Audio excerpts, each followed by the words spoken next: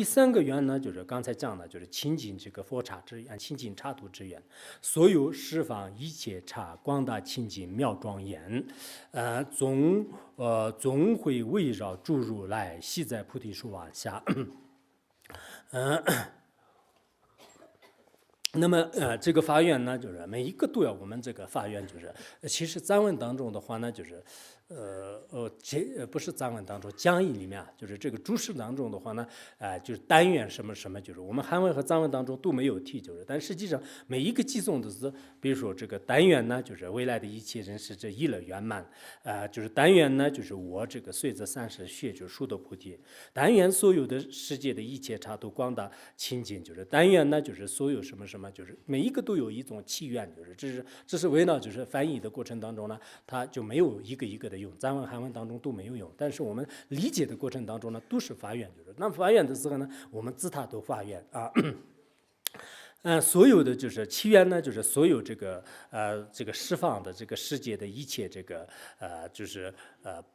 比如说我们现在的这个娑婆世界也好，各种各样的这个刹土啊，就是世界啊。那么这些刹土世界的话呢，都变成这个特别广大，就是像那个极乐世界一样，特别这个情景就是像这个极乐世界一样的，非常这个庄严的。就不像我们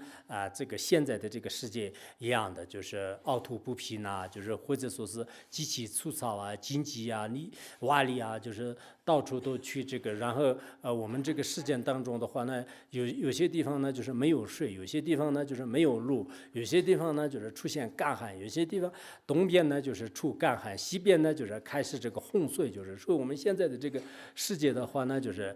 就非常非常的这个不平安就是不平安的。但是像极乐世界，就像这个书上一样的，就是让琉璃的这个世界啊，七宝的这个世界啊，就非常清净庄严，没有这个战争和没有这种痛苦的这种声音啊，这是一种这个七世界庄严的这个法院就是七世界庄严。然后在这个世界所有的这些特别清净微妙庄严的这个一切的世界呢，就变成这样的。同时呢，就是在这个世界呢，也并不是光是一个特别就是清净的这个刹土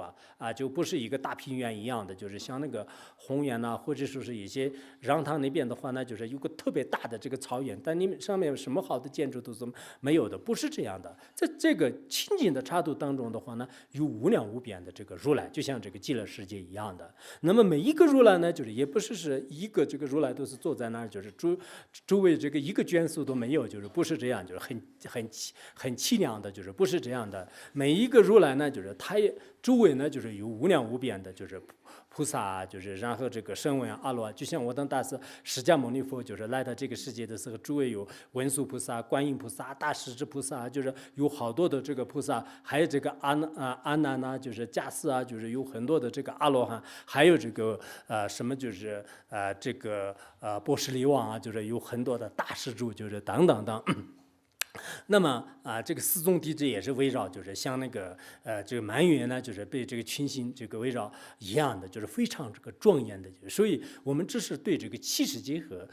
这个有情世界的清净的一种这个发愿就是清净的一种发愿。因此呢，他这里要想到，就是所有的世界呢，就是变成清净无比庄严的。所有的这些清净无比庄严的刹土当中的话呢，有这个如来，就是有众会，就是菩萨和阿罗汉这四宗这个弟子呢，就围绕着。然后他这些如来的话呢，就是也是就是菩提树往下，就像印度金刚座，就是佛陀呢，就是在那里就是实现就是大彻大悟就是实现大彻大悟一样。然后在极乐世界的话呢，就是也阿弥陀佛也是在这个菩提树下，就是有无量无数的这个眷属清净的眷属呢，就是开始围绕就是然后呢，佛陀呢给他们也是这个宣说，就是不同的这个法门。然后呢，这些菩萨们呢，就是也是获得了就是无量的这个无漏的这种安乐有无漏的这种安乐。所以呢，就真正七情世界的这些庄严刹土呢，跟我们的这个不清净的这个刹土的差别呢，就是非常大的。我们这个世界呢，就是也是如此的这种肮脏不堪的。然后这里面的这个众生的话呢，也是这个尔虞我诈或者勾心斗角，就人与人之间呢烦恼痛苦争执竞争就各种这个恶行就是很多都就是为了我，就是互相的是开始大杀闹护有处等等等等等。很多不平等。但愿呢，就是我们在发愿的过程当中就是愿这个世界当中的很多这个世界呢，就变成这个清净，像极乐世界一样，就是清净庄严。那么清净人，或者呢，就是当年就是佛陀在我们南瞻部洲转法轮的时候，也是就是他的这个诸位是非常这个清净的。其实我们这里很多众生的话呢，当时是没有这个见到佛陀，不然见到佛陀的话呢，那么就是现在的可能这个造业这个成就了就是造业成就了，至少也是这个弥勒佛这个出世的时候呢，也会这个就获得这个胜过的。我们现在这样发愿的话呢，也是这个在弥勒佛这个出世的时候呢，就是一定会是获得。所以我们发愿就是非常的这个重要，就是这是这个清净刹土之愿就是清净这个刹土的这种这个发愿。